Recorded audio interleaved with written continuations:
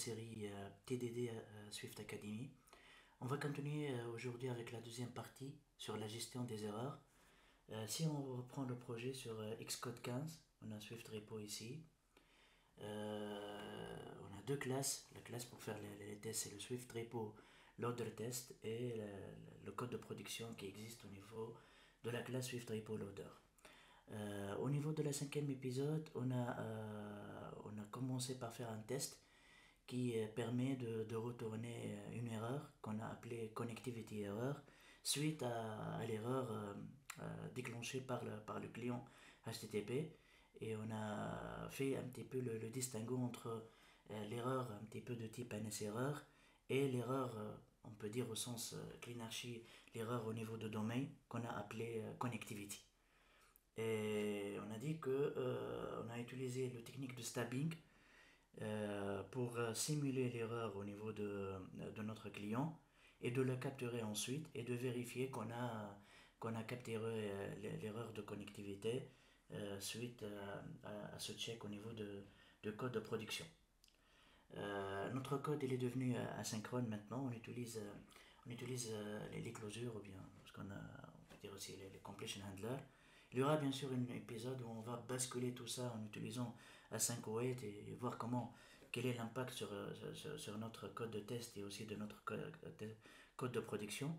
Mais au niveau de cet épisode, on va s'intéresser à transformer réellement parce qu'on est dans un mode un petit peu panaché ici. Notre HTTP client SPY, il est à la fois un SPY et un STAP.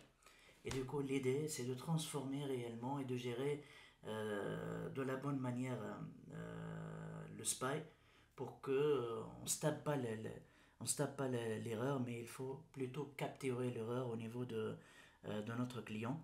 Et c'est pour cela qu'il y aura un changement. Et du coup, pour capturer l'erreur, on va utiliser une technique assez intéressante. C'est le fait de transformer ce client.erreur, cette erreur, vers, au lieu d'utiliser un NS-erreur normal, il faut retourner un completion. Et je vous montre comment faire ça. C'est tout simplement, on arrive ici. On peut commencer toujours par simuler ici dans le code de faire du TDD correctement. Alors on aura un client, par exemple, point completions. Ça c'est un tableau de complétion qu'on va utiliser pour enregistrer tous les appels d'erreur qui vont retourner par le client. Puisqu'on a une seule erreur, on va chercher et checker le premier élément. Et au niveau de ce premier élément, on va capturer avec cette erreur. Bien sûr, ça va marcher directement. Il faut qu'on check ensuite le retour. Ok. Taf. Ok. Et on va ajouter ici notre completion. Val completions. Qui est tout simplement un tableau de completion handler qu'on va l'instancier de cette manière. Ok. Et normalement, on n'aura pas besoin. Peut-être oui, il a besoin des parenthèses ici. Et on va enlever cette erreur. Pas besoin de l'utiliser. Et ici, au niveau de notre tableau de completions, on va append le completion que notre client va retourner ensuite. Et du coup, qu'est-ce qu'on aura comme étant impact? On a le completion ici. Je pense que j'ai fait une petite erreur. Tac.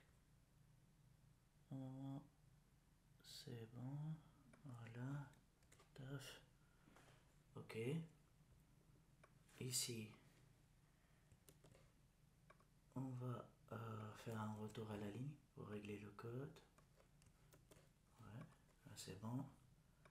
Pas besoin de celle-là.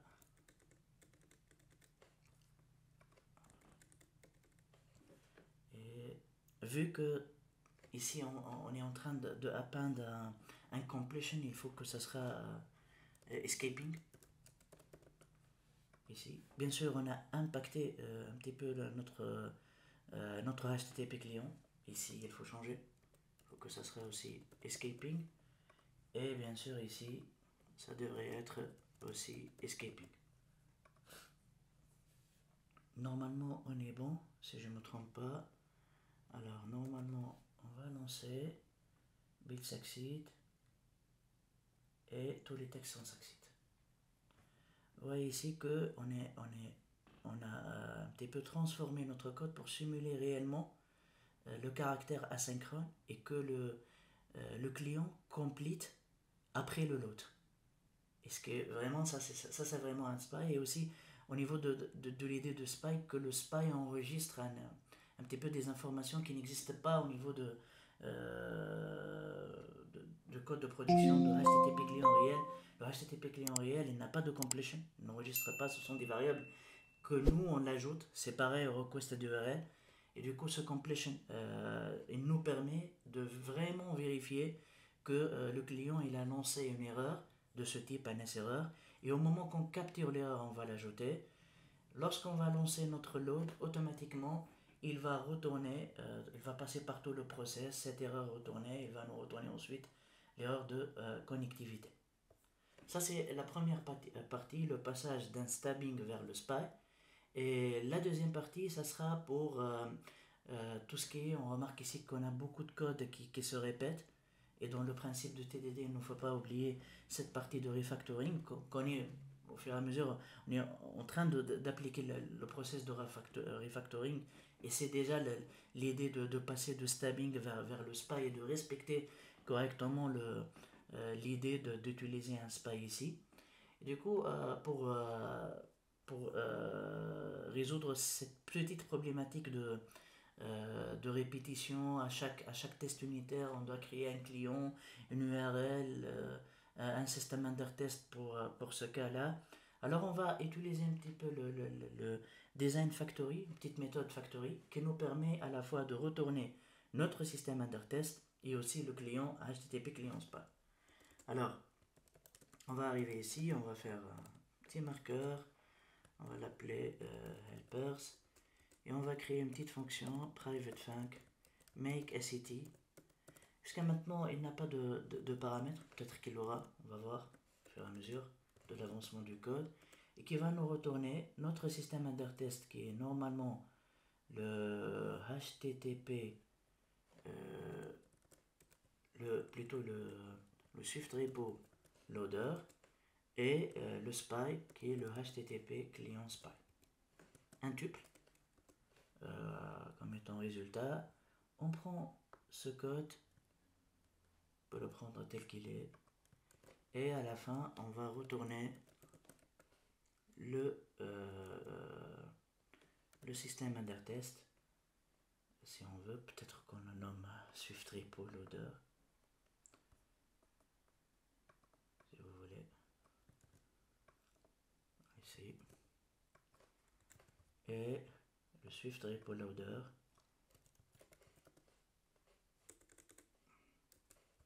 et le client SPY bien sûr. Et ici on va faire un let avec le SET et le client, et on va appeler le make SET. De la même manière, on va faire ici, vous voyez la quantité de code qu'on va enlever, refactoriser ça, et de la même manière ici, sauf que, bon, je profite que c'est un SPY, et du coup ici je peux un petit peu montrer la valeur retournée, je ne l'utilise pas, et ça c'est la force un petit peu de Swift. Je regarde, je lance une autre fois les tests, je pense que je suis good, et c'est tout. Là on a un petit peu un code refactorisé. On peut committer ça. Ok, on peut commencer par le commit sur cette partie. Bien bon, je vais committer les deux pour en même temps. Alors je ferai